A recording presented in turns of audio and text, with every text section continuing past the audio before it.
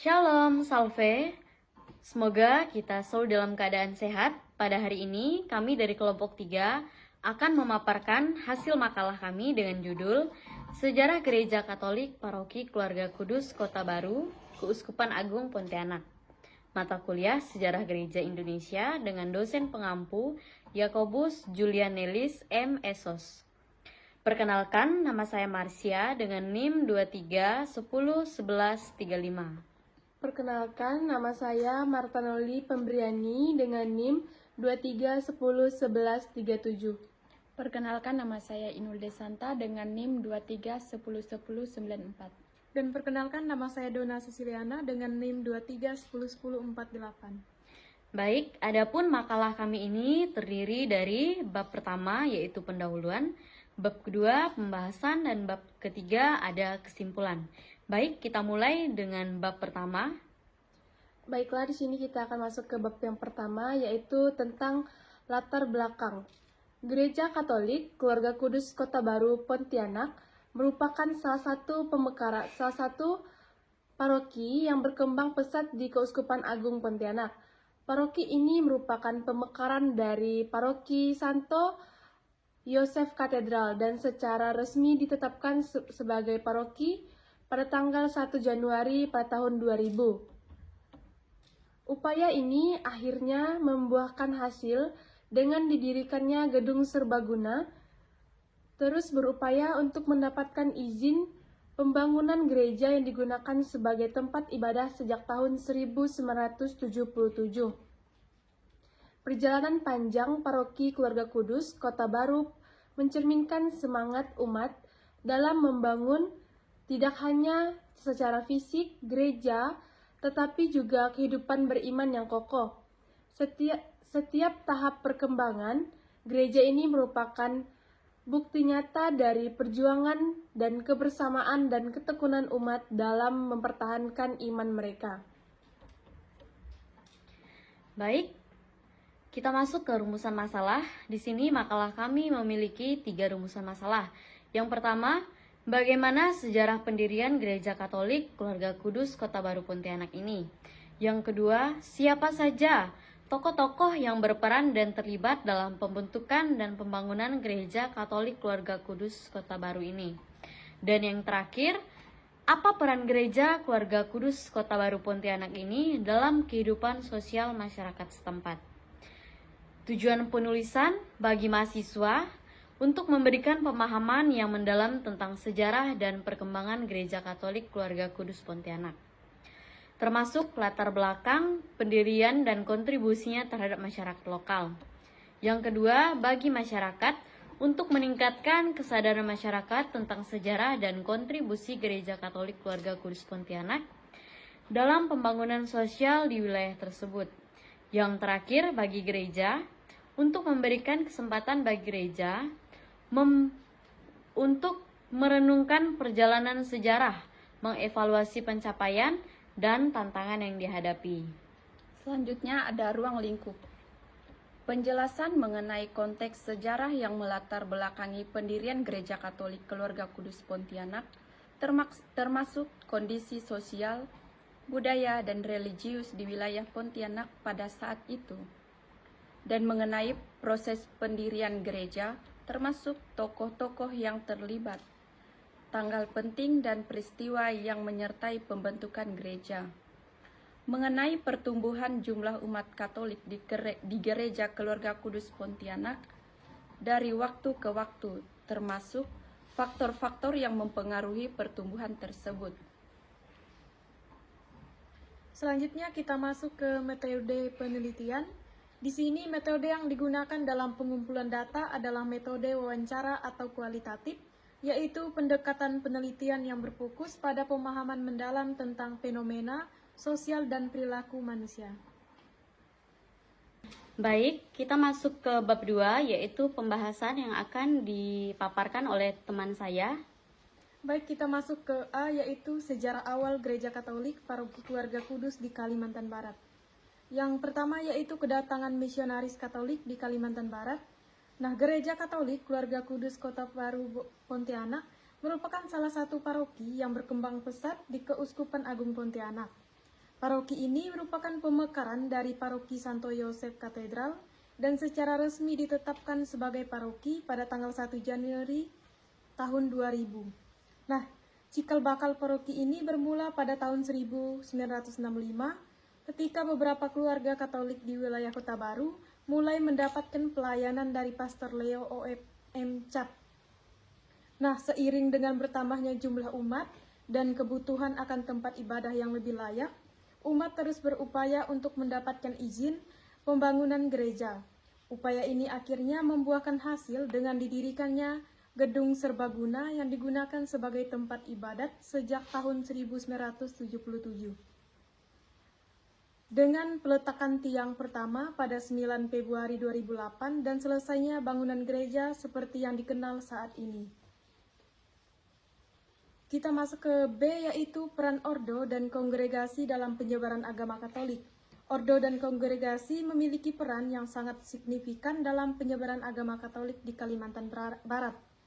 Berikut adalah beberapa kontribusi utama mereka. Yang pertama yaitu penyebaran awal agama Katolik pada tahun 1313. Odorico de Pordenone, seorang misionaris dari Ordo Fransiskan, mengunjungi Kalimantan Barat dalam perjalanannya menuju Tiongkok. Yang kedua yaitu pendidikan dan kesehatan. Para misionaris tidak hanya fokus pada penyebaran agama, tetapi juga pada peningkatan kesejahteraan masyarakat melalui pendidikan dan layanan kesehatan. Yang ketiga yaitu pemberdayaan masyarakat. Ordo dan kongregasi terlibat dalam berbagai kegiatan sosial yang bertujuan untuk meningkatkan kesejahteraan masyarakat. Yang keempat yaitu pelestarian budaya lokal. Dalam menjalankan misinya, ordo dan kongregasi menghormati dan bekerja sama dengan budaya lokal. Nah, melalui peran-peran tersebut, ordo dan kongregasi telah memberikan kontribusi signifikan dalam penyebaran agama Katolik dan pembangunan masyarakat di Kalimantan Barat. Baik, selanjutnya. Perintisan Paroki Keluarga Kudus. Perintisan Paroki Keluarga Kudus Pontianak berawal pada tahun 1965 ketika beberapa keluarga di wilayah Kota Baru, Pontianak, mulai menerima pelayanan pastoral dari Pastor Leo OFK. Pada saat itu, Pastor Leo ditugaskan untuk mendampingi para bruder Ordo di Kapusin di Pontianak. Selain tugas utamanya, ia juga mempersembahkan misa bagi umat di Kota Baru sekali dalam sepekaan. Upaya untuk mendapatkan izin pembangunan gereja menghadapi beberapa kendala. Pada tanggal 21 Juni 1971 dan 17 Maret 1972, umat mengajukan izin pembangunan gereja, namun ditolak oleh pemerintah setempat. Meskipun demikian, paroki terus berkembang hingga terbentuknya Dewan Paroki yang diketuai oleh Pastor Diomedes. Untuk mengakomodasi pertumbuhan umat, dilakukan perluasan bangunan. Izin diperoleh dari wali kotanya tingkat 2 Pontianak pada tanggal 7 Februari 1986. Pembangunan gedung baru yang dirancang oleh Bruder Leopold terdiri dari 2 lantai. Pada tanggal 15 Februari 2003, Pastor Paroki dan Dewan Pastoral Paroki membentuk panitia pembangunan yang diketahui oleh Bapak Atan Palil. Meskipun menghadapi berbagai kendala, termasuk masalah perizinan, upaya pembangunan gereja baru terus dilanjutkan. Akhirnya, izin mendirikan bangunan terbit pada bulan Februari 2008.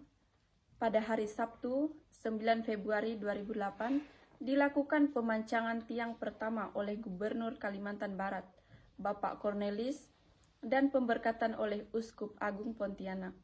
Kini gereja yang representatif telah berdiri, memenuhi harapan dan kerinduan umat untuk memiliki rumah Tuhan yang layak sebagai tempat pengembangan kehidupan rohani di tengah keanekaragaman kehidupan. Oke, baiklah. Sekarang kita akan masuk ke yang poin yang D, yaitu sejarah perkembangan gereja. Gereja Katolik Keluarga Kudus Kota Baru Pontianak merupakan pemekaran dari Paroki Santa Yosef Katedral. Gereja ini dinyatakan resmi sebagai paroki pada tanggal 1 Januari tahun 2000. Jelang tahun 1965, beberapa keluarga di wilayah Kota Baru Pontianak mendapatkan pelayanan dari Pastor Leo OFF. Hal ini yang menjadi cikal bakal terbentuknya paroki Keluarga Kudus. Pastor Leo mulai mencari tempat yang cocok untuk beribadah. Meskipun timbul berbagai penolakan, akhirnya ia memilih sebuah tempat yang dibeli dari seorang Katolik yang menjabat sebagai Pangdam XII Tanjung Pura Brigadier Awinoto. Pada tanggal 21 Juni tahun 1971 dan pada tanggal 17 Maret tahun 1972, umat berusaha mengajukan izin pembangunan gereja. Usaha itu ditolak oleh pemerintah setempat. Meskipun mendapatkan penolakan, paroki ini terus berkembang sampai terbentuknya lah Dewan Paroki yang dikenal dan yang diketuai oleh Pastor Diomedes. Peresmian dan pemberkatan gedung serbaguna ini dilakukan oleh Uskup Agung Hiroyonus Bumbun OFF dan Gubernur Kadarusno pada tahun 1986. Tiang pertama diberkati oleh Pastor Diomedes pada tanggal 22 Juli tahun 1986.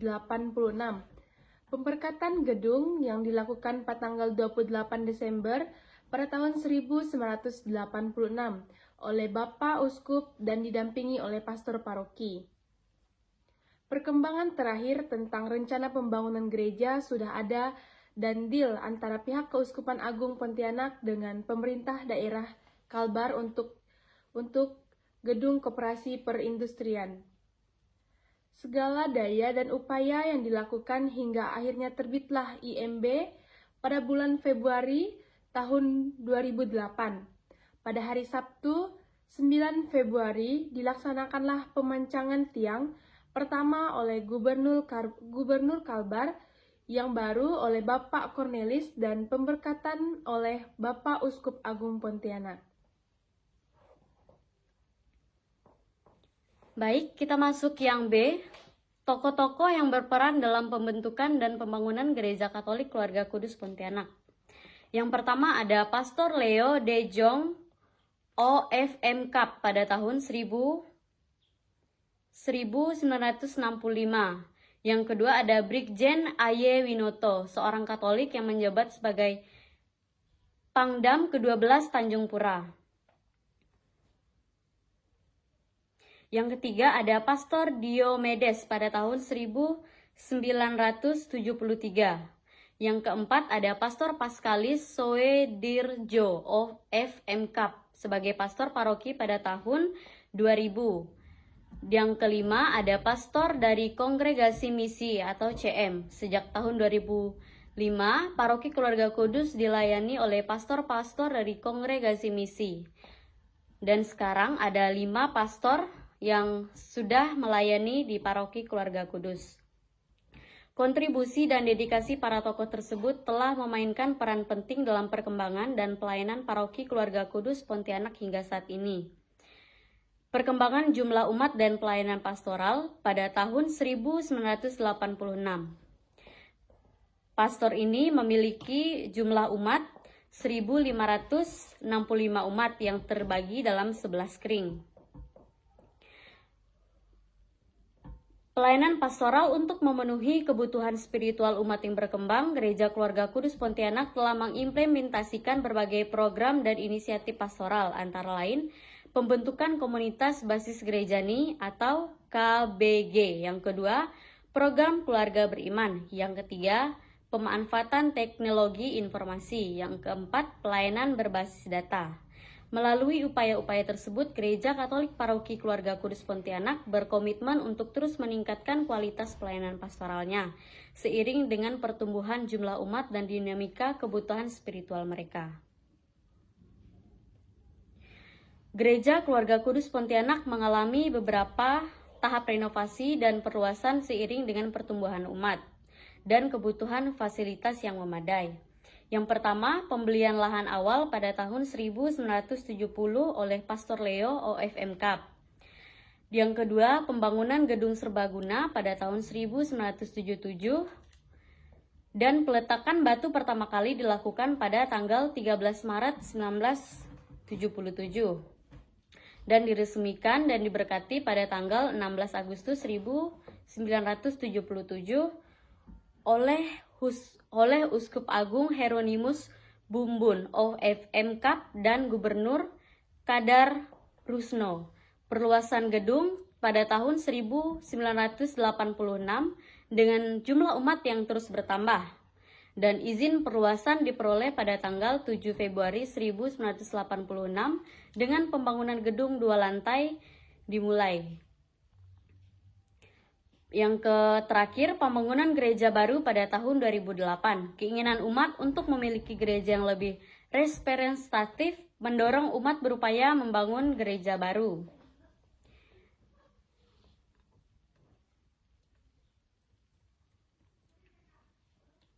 Pada tanggal 9 Februari tahun 2008, perancangan tiang pertama oleh Gubernur Kalbar, Dr. Anus Cornelis MH, dan pemberkatan oleh Uskup Agung Pontianak Monsinyur Hieronymus Herculanus Bunbun of FM Cup.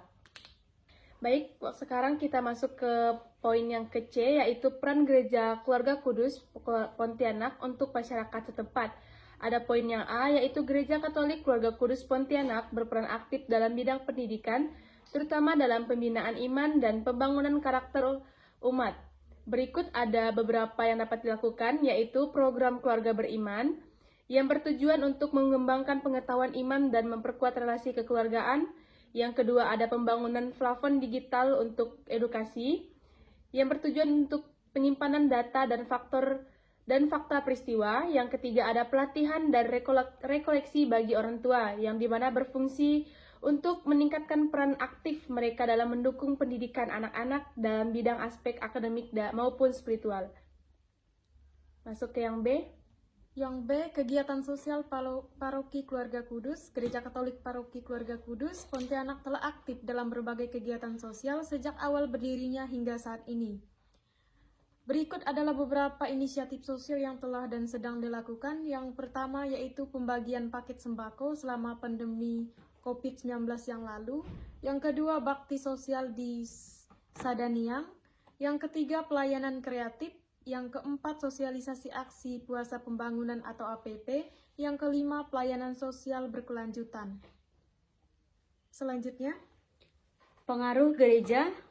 Yang C, pengaruh gereja terhadap masyarakat lokal. Gereja Katolik Paroki Keluarga Kudus Pontianak memiliki peran yang sangat signifikan dalam kehidupan masyarakat lokal, yang tercermin melalui berbagai inisiatif dan program yang telah dilaksanakan. Yang pertama, pelayanan sosial dan ekonomi selama pandemi COVID-19. Yang kedua, pendidikan dan pembinaan iman. Paroki Keluarga Kudus Pontianak menekankan pentingnya pendidikan iman melalui program keluarga beriman. Yang ketiga, pemanfaatan teknologi untuk katekese. Dan yang keempat, promosi kehidupan religius. Yang kelima, sosialisasi nilai-nilai toleransi. Gereja turut serta dalam sosialisasi moderasi beragama yang digagaskan oleh Kementerian Agama. Melalui berbagai inisiatif tersebut, Gereja Katolik Paroki Keluarga Kudus Pontianak berperan aktif dalam meningkatkan kesejahteraan sosial, pendidikan, dan spiritual masyarakat lokal. Yang D, ada tantangan dalam perkembangan Paroki Keluarga Kudus Pontianak menghadapi berbagai tantangan dalam perkembangannya. Di antaranya adalah yang pertama, peningkatan partisipasi umat. Yang kedua, pemanfaatan media komunikasi. Yang ketiga, pembinaan iman keluarga. Yang keempat, pelayanan pastoral yang efektif. Dan yang terakhir, pengembangan infrastruktur. Selanjutnya itu ada E, strategi gereja dalam meningkatkan pelayanan umat paroki Keluarga Kudus. Mengimplementasikan berbagai strategi untuk meningkatkan pelayanan kepada umat. Yang pertama itu ada pengembangan Dewan Pastoral Paroki atau DPP. DPP berperan penting dalam merencanakan dan melaksanakan program strategis yang sesuai dan situasi nyata umat. Yang kedua itu ada pelayanan kreatif. Gereja mengelompokkan berbagai seksi yang bergerak di bidang pelayanan seperti tim pelayanan duka, seksi sosial paroki yang menangani pemberdayaan sosial, dan pelayanan dana beasiswa. Yang ketiga itu ada pemanfaatan teknologi informasi. Dengan meluncurkan situs web resmi, gereja mempermudah umat dalam mengakses informasi, mendaftarkan diri untuk sakramen seperti permandian dan pernikahan, serta mengukur kepuasan rohani umat melalui feedback online. Yang keempat itu ada misi umat Vinesian 2024. Gereja melaksanakan program misi umat Vinesian dengan tema Keluarga Beriman untuk mewartakan Injil secara kontekstual kepada umat paroki. Yang kelima itu ada pelantikan pengurus DPP. Periode 2024 sampai 2027.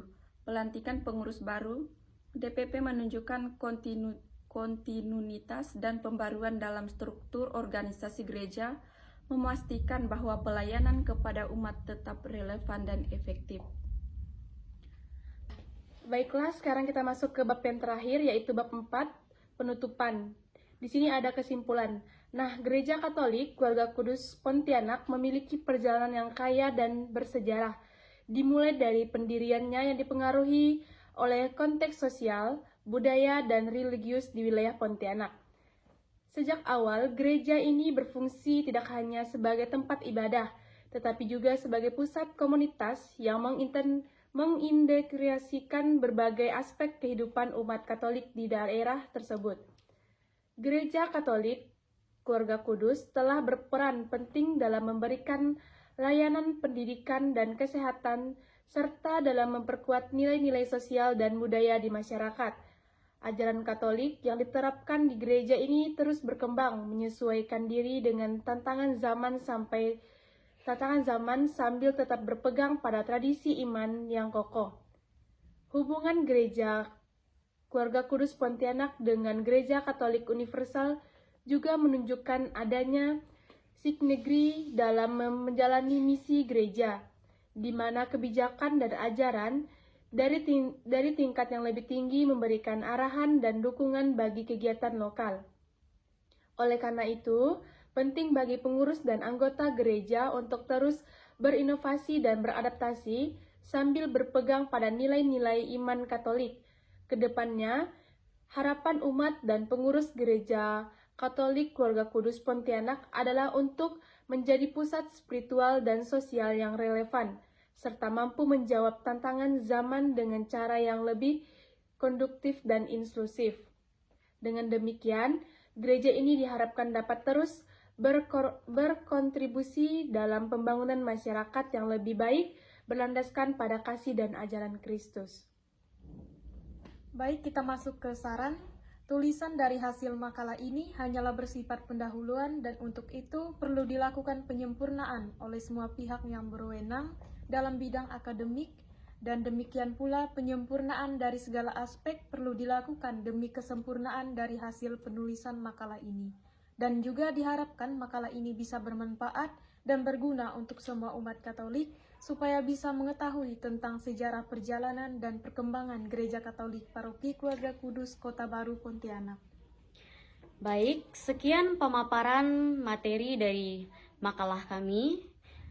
Kami kelompok 3 mengucapkan terima kasih kepada dosen pengampu yang sudah memberikan kesempatan pada kami untuk melakukan presentasi makalah kami ini. Terima kasih. Terima kasih.